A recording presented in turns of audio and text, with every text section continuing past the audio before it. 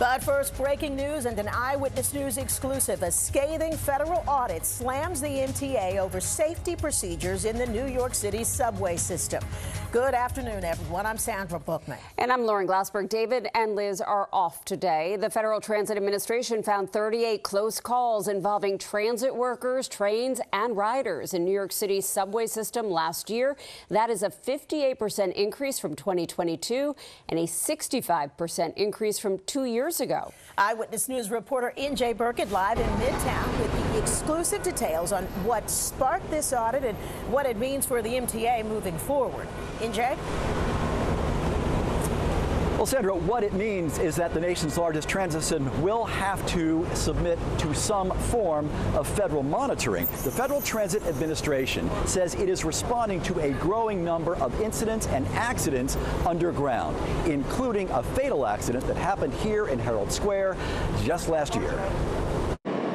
In an audit report obtained by Eyewitness News, the Federal Transit Administration accuses the MTA of sacrificing safety underground, citing a growing number of incidents in the New York City transit system that are putting riders and workers at risk.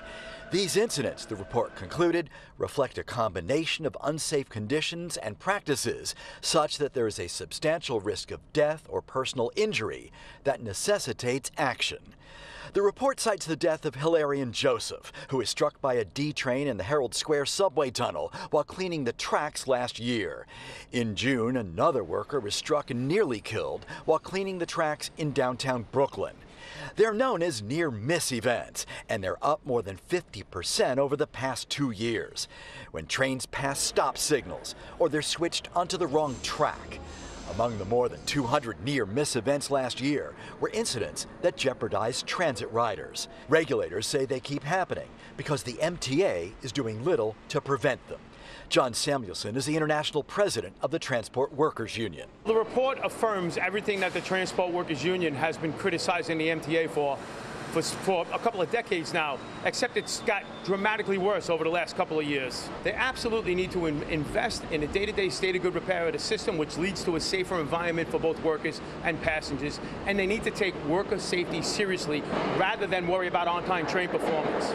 New York City Transit has been ordered to submit to federal monitoring. The FTA's report also accuses the state's Public Transportation Safety Board of failing to monitor the MTA and demands stricter state oversight.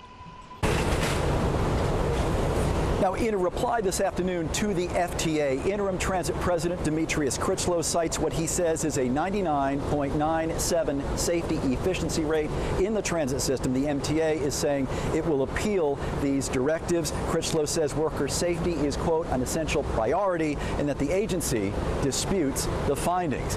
Much more on the report and reaction to it coming up on Eyewitness News at 6 o'clock tonight. For now, we're live in Herald Square. NJ Burkett, Channel 7 Eyewitness News.